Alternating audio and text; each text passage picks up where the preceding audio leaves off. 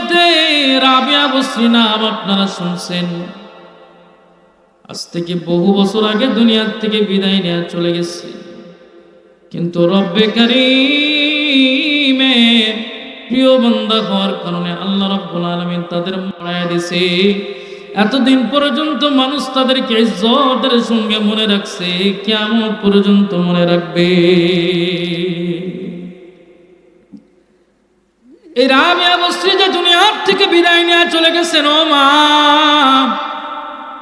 কলিজাটারে নরম করিয়া, দিলটা নরম করিয়া মনোযোগ সহকারে শুনে যাও। হতে পারে আজকে দিনের শুনে যাওয়া জীবনের শেষ শুনে যাওয়া।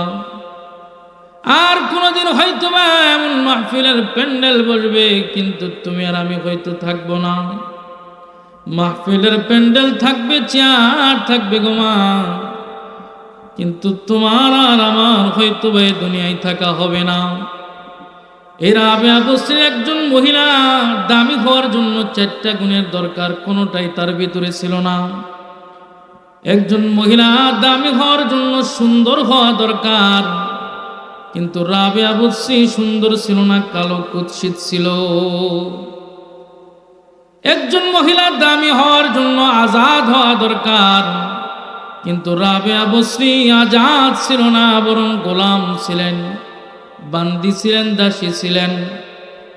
একজন মহিলা দামি হওয়ার জন্য সম্পদশালী হওয়া দরকার, রাবিয়া বসরির তেমন কোনো সম্পদ ছিল না। এরকম আরেকজন মহিলা দামি হওয়ার জন্য তার বংশীয় পরিচয় দরকার। রাবিয়া বসরির দামি কোনো বংশ পরিচয় ছিল না। 4 নাম্বার, একজন মহিলার সুন্দর হওয়ার জন্য সন্তান জন্ম দেওয়ার মতো যোগ্যতা থাকতে হবে। যেই মহিলার সন্তান হয় না, সহজে কোনো পুরুষ জানার পরে এই মহিলারে বিবাহ করতে চায় না, ঠিক না বেঠিক? রাবিয়া বসরির সন্তান জন্মগ্রহণ দেওয়ার মতো কোনো যোগ্যতা ছিল না, কিন্তু রাবিয়া বসরি আল্লাহর প্রিয় বান্দা হয়ে যাওয়ার, বান্দি হয়ে যাওয়ার কারণে আল্লাহ রব্বুল আলামিন তার নামটা মানুষের দিলে দিলে ইজ্জতের সঙ্গে স্মরণ করে রাখতেছে। বলেন সুবহানাল্লাহ। এই যে দুনিয়ার ভিতরে মা বোন আমার, এই 4টা গুণ যদি কোনো নারীর ভিতরে না থাকে, ওই নারীর দুনিয়াতে সহজে কোনো পুরুষ মানুষ ভালোবাসে না। এই 4টা গুণের ভিতরে একটা গুণ রাবিয়া বসরির ভিতরে ছিল না। তারপর আল্লাহ রাব্বুল আলামিনের কাছে কেমনে দামি হলেন? প্রতিদিন রাত্রেবেলা যখন গভীর রজনী হয়ে যায়, রাবিয়া বসরি প্রতিদিন রাত্রেবেলা গোসলটা সেরে নিজের স্বামীর কাছে চলে আসতেন। ডাক দেয়া বলতেন, ও স্বামী, এই রাত্রিবেলা আমি রাবিয়ার কোনো প্রয়োজন আপনার কাছে আছে নাকি? স্বামী যদি বলতেন, বিবিরা তোমার প্রয়োজন আছে, রাবিয়া বসরি স্বামীর খেদমতের ভিতরে লেগে যেতেন। স্বামী যদি বলতেন, রাবিয়া তোমার দরকার নাই, যাই নামাজের মুসল্লা বিছাইয়া রবের সঙ্গে নিজের সম্পর্কটা জড়ায় নিতেন। বলেন সুবহানাল্লাহ।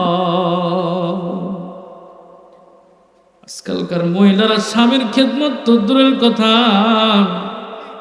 স্বামী যদি বলে 1 গ্লাস পানি দাও, বলে তোমার পানি তুমি নিয়ে খাও, আমার মতো মানুষ তোমারে পানি দিতে পারবে না। গতকালকে একটা জামা কিনে চাইছিলাম, তুমি দিতে পারো নাই, তুমি কেমন মধ্যে আমার জানা আছে। কথা ঠিক না ঠিক? তোমারে বলছিলাম একটা জামা কিনে দিতে, তুমি কিনে দিতে পারো নাই, তুমি কেমন মধ্যে আমি জানি। আমার কাছে পানি চাইতে শোনা, আমি পানি দিতে পারবো না। পানি তো দূরের কথা, কালকে যদি জামা না নিয়ে বাড়িতে আসো, মধ্যে তোমার ঘরে ঢোকা বন্ধ। কিন্তু রাবিয়া বসরির ব্যবহার এমন ছিল না। উনি ওনার স্বামীর সঙ্গে ব্যবহার করেছেন ভদ্রতা ব্যবহার। ডাক দিয়া বলেছেন, ও স্বামী, আমার যদি জরুরত থাকে বলেন, সারা রাত্রি আপনার খেদমত করে পার করে দিব। যদি জরুরত না থাকে বলে দেন, যাই নামাজটা বিছায় রাখছি, রবের সঙ্গে সম্পর্ক তৈরি করে নিব। বর্তমান সময়ের মা বোনেরা আমার, একদিক থেকে সবচেয়ে বেশি দুর্বলতা, সেটা হলো মা বোনেরা ঠিক মতো নামাজ পড়ে না। যদিও নামাজ ঠিক মতো পড়ে, কিন্তু ওয়াক্ত মতো নামাজ হয় না। জোহরের নামাজ পড়ে আসরে গিয়া, আসরের নামাজ পড়ে মাগরিবে গিয়া, কিন্তু নামাজ তো ওয়াক্ত মতো হওয়া প্রয়োজন, ঠিক না বেঠে? নামাজ পড়তে হবে কি? ওয়াক্ত মতো নামাজ পড়তে হবে। যে ওয়াক্তের নামাজ ওই ওয়াক্তে পড়তে হবে, তাহলে না নামাজ হবে। কি বলেন? কথা বুঝতেছে না মা? বোঝা যায়? ঘুম ধরছে নাকি? ঘুমায়েন না। লোক কম, এর মধ্যে যদি ঘুমায় যান তাহলে কি ওয়াজ করবেন?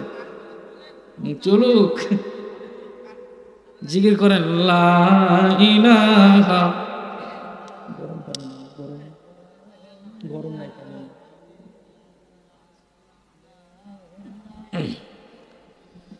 লা ইলাহা ইল্লাল্লাহু মুহাম্মাদুর রাসূলুল্লাহ।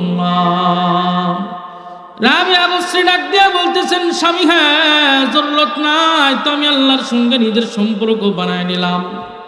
এইভাবে চলতে চলতে অল্প বয়সে রাবিয়া বসরির স্বামী দুনিয়ার থেকে বিদায় নিয়ে চলে যায়। মা বোনেরা আমার, কান লাগায় শোনেন, এই রাবিয়া বসরির স্বামী যখন দুনিয়ার থেকে বিদায় নিয়ে চলে যায়, দুনিয়ার থেকে যাওয়ার পরে ওই জামানার ভিতরে প্রখ্যাত একজন বুজুর্গ হযরত হাসান বসরি রাহমাতুল্লাহ আলাইহি রাবিয়া বসরির কাছে প্রস্তাব নিয়ে আসেন, রাবিয়া বসরি, তুমি যদি রাজি হয়ে যাও তাহলে আমি তোমাকে বিবাহ করিব। এই অল্প বয়সে তোমার স্বামী মারা গেছে, তুমি যদি রাজি হও তাহলে আমি তোমারে বিবাহ করব। এবার রাবিয়া বসরি হাসান বসরিকে ডাক দেয়া বলতেছেন, আপনি তো এই জামানার একজন প্রখ্যাত বুজুর্গ, আপনার নাম ও গুণ আমরা শুনছি, আপনার কাছে আমার কয়েকটা প্রশ্ন আছে, যদি জবাব দিতে পারেন। এই প্রশ্নগুলোর জবাব যদি আমি রাবিয়া পেয়ে যাই, আপনার সঙ্গে বিবাহ বন্ধনে আবদ্ধ হতে আমার কোনো অসুবিধা নাই। আপনি যদি জবাব দিতে পারেন, আমি আপনার বিবাহ করব। প্রথম নাম্বার প্রশ্ন, একজন মানুষ যখন মার গর্ভের ভিতরে থাকে, মার গর্ভের ভিতরে থাকা অবস্থায় আল্লাহ রাব্বুল আলামিন নির্ধারণ করে রাখে যে এই মানুষ দুনিয়াতে যাওয়ার পরে ইমানদার হবে না বেঈমান হবে। আমি যখন আমার মার গর্ভের ভিতরে ছিলাম, আমার ব্যাপারে আল্লাহ রাব্বুল আলামিন কি নির্ধারণ করে রাখছেন আপনি কি বলতে পারবেন? আমার ব্যাপারে আমি কি ইমানদার হব না বেঈমান হব? আল্লাহ রাব্বুল আলামিন আমার ব্যাপারে কি নির্ধারণ করে রাখছেন আপনি যদি জবাব দিতে পারেন, তাহলে আমি আপনার সঙ্গে বিবাহ বসব। এরপরে দ্বিতীয় নাম্বার প্রশ্ন হলো, একজন মানুষ যখন দুনিয়া থেকে মারা যাবে, মারা যাওয়ার পরে মানুষটাকে তো কবরের ভিতরে দাফন করে দেওয়া হবে। এখন দাফন করে দেওয়ার পরে কবর হলো আখিরাতের প্রথম নাম্বার মঞ্জিল। এই কবরে যার আরামের ব্যবস্থাপনা হবে, বাকি সমস্ত মঞ্জিল আরামে আরামে পার হয়ে যাবে। এখন আপনার কাছে আমার প্রশ্ন,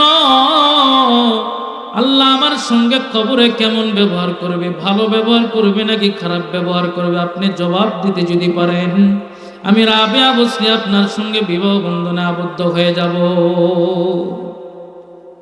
তৃতীয় নাম্বার প্রশ্ন, হাসান বসরি আজকে দুনিয়া থেকে বিদায় নিয়ে যাওয়ার পরে আমরা যখন আখিরাতে চলে যাব, আমি তো শুনছি পুলসিরাতের পাল্লা, পুলসিরাতের ব্রিজে যখন আমাদেরকে উঠানো হবে, এই পুলসিরাত তো চলে আর হবে। কিছু মানুষ পুলসিরাত থেকে জাহান্নামে পড়ে যাবে, আর কিছু মানুষ পুলসিরাত পার হয়ে চলে যাবে জান্নাতে। আপনি যদি জবাব দিতে পারেন, আমি পুলসিরাত পার হয়ে জান্নাতে যাব নাকি জাহান্নামে পড়ে যাব? জবাব যদি দিতে পারেন গো, আমি আপনার সঙ্গে বিবাহ বন্ধনে আবদ্ধ হয়ে যাব। এইবার ৪র্থ নাম্বার প্রশ্ন, প্রত্যেকটা মানুষ দুনিয়ার থেকে মারা যাওয়ার পরে আল্লাহ রাব্বুল আলামিন যখন হাসরের ময়দানে মানুষকে উঠাবে, আল্লাহ মিজানের পাল্লার ব্যবস্থাপনা করবে। যে মিজানের পাল্লায় আমল ওজন দেওয়া হবে, কারো আমল বেশি ভারী হয়ে যাবে, নেকির পাল্লা ভারী হবে, কারো বা গুনার পাল্লা ভারী হয়ে যাবে। যার আমলের পাল্লা ভারী হয়ে যাবে তার আমল নামা দিয়া দিবে ডান হাতের ভিতরে, আর যার গুনার পাল্লা ভারী হয়ে যাবে তার আমল নামা দিবে বাম হাতের ভিতরে। এখন কিয়ামতের আমল নামা আমার আমলটা ডান হাতে দিবে না বাম হাতে দিবে? আপনি যদি বলে দিতে পারেন তো আমি আপনার সঙ্গে বিবাহ বন্ধনে আবদ্ধ হয়ে যাব, আমার কোনো অসুবিধা নাই। দোস্ত হাবাব, বন্ধুরা আমার, তৎকালীন সময়ের প্রখ্যাত বুজুর্গ হযরত হাসান বসরি রহমতুল্লাহ আলাইহি ডাক দিয়া বলেন, শোনো, তুমি যতগুলা প্রশ্ন আমি হাসান বসরিরে করছ, কোন একটা প্রশ্নের জবাব আমি তোমারে দিতে পারবো না। একটা প্রশ্নের জবাব আমি হাসান বসরির জানা নাই। এবার রাবিয়া বসরি ডাক দিয়া বলেন, ও হাসান বসরি, তোমার যদি জানা না থাকে গো, তাহলে মনে রাখিও তোমার সঙ্গে বিবাহ বন্ধনে আবদ্ধ আমি হইতে পারবো না। আমার বহুদূর রাস্তা যাইতে হবে, আমার রবের সঙ্গে আমার সম্পর্ক তৈরি করতে হবে। সুবহানাল্লাহ,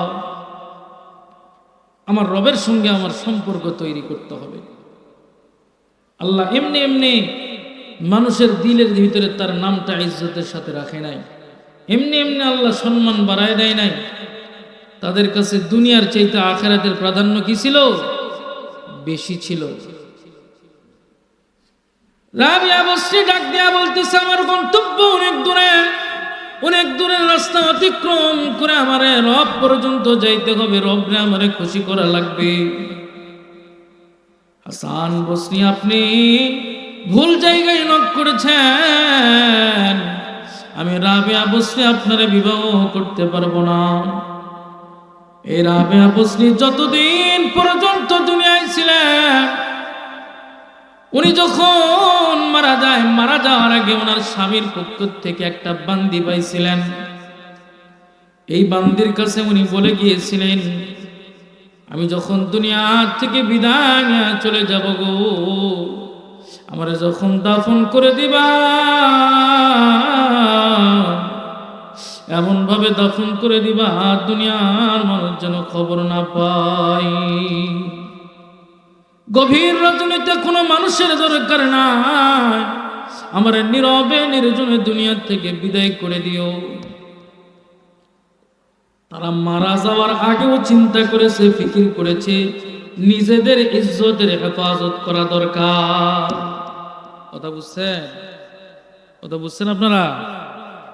তারা মরার আগেও ফিকির করছে যে মরার পরেও যেন আমার চেহারা কেউ না দেখে,